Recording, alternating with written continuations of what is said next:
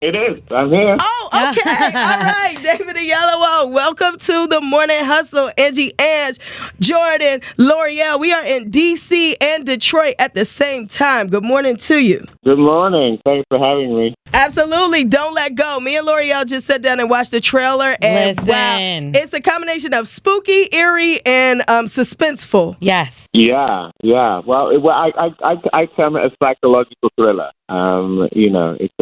It's a thrill ride. There's no question. I know I'm excited to see this movie. How did you prepare for everything? Did you do your own stunts? Because I seen you was shooting and doing all kind of stuff. How did that work out? Yeah, I play a detective from South Central Los Angeles called Jack Radcliffe. He has this wonderful relationship with his niece, Ashley, as played by Storm Reed. And as you say, that there's a lot going on with these two. There's action. It's a time travel movie. It's a psychological thriller. It's a whodunit. It's a detective story. But at the core of it is this beautiful relationship. I guess you could call it an unconventional love story. Is what's at the center of the movie. And what happens is there's a tragedy.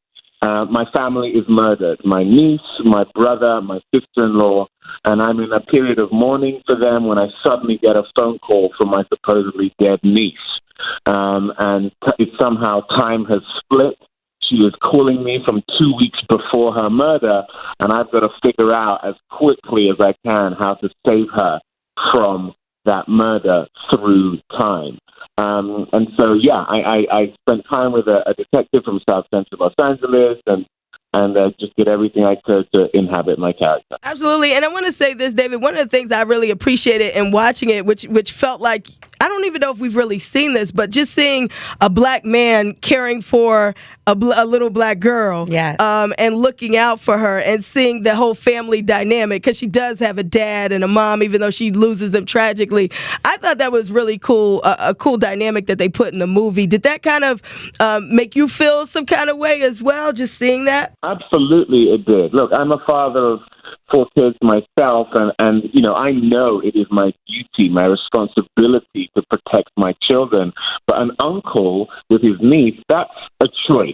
He didn't have to do that, and to me, that's what true love is. When you choose to stay, when you choose to love, when you choose to protect, and that's why I think there's such a tenderness about this specific relationship between an uncle and his niece. Now, how does it break down? Because you're from the UK, correct? Yes, I am. Yeah, okay. Yeah. So how do you feel when, I just want to know, is it a conversation that you have that they're like, listen, we want you to have South LA, or you know what I mean, an accent from LA or whatever. How does that conversation go? And are you offended when they ask you to lose the accent? Oh my goodness, no way am I offended. My job as an actor is to go to the character, not for the character to come to me. I have no interest in playing variations on myself. One of the things that I love is getting to play different characters from all over the world and rise to the challenge. So, when I see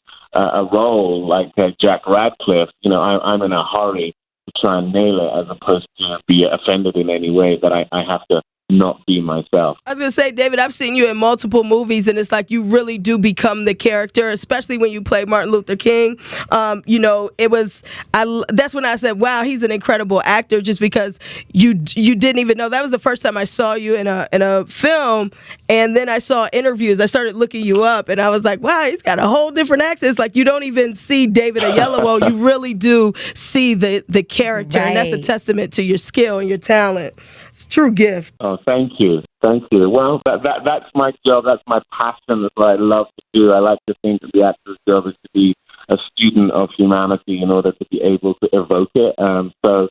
That means a lot that you say that. Thank you. Yeah, no, keep doing what you're doing. We're looking forward to seeing Don't Let Go. Let everybody know, again, why they need to see this movie. I saw that the producers are from the producers of Get Out, so I knew it was going to be some twists and turns. Yeah, we knew this was going to be big when we saw producers of Get Out, and then we were watching the trailer like, wow, this is going to take us for a loop. I don't think anything will be predictable when we watch it. Oh, definitely not. And I've watched it now with audiences in Atlanta, here in LA, just all over the place, and people start talking at the screen. It's a great thrill ride, but at the core of it is this unconventional love story between an uncle and his niece, and I think anyone and everyone can relate to being prepared to do everything they can to protect someone they love. So, I like to think it's a film for everyone. And we definitely appreciate the fact that it doesn't, like you said, look like a predictable film. Like, this looks like something we haven't seen before. This storyline, this everything. And like you said, as a Black man caring for a young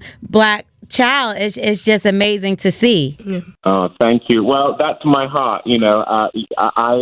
I am looking for as many opportunities to show positive role models and roles in film, because we are so much more loving of our children than we tend to see in the media, than we tend to see in film. And so any opportunity I can platform that, I'm in a rush to do it. That's right, because we so much more than drug dealers and prisoners. And slaves. Exactly.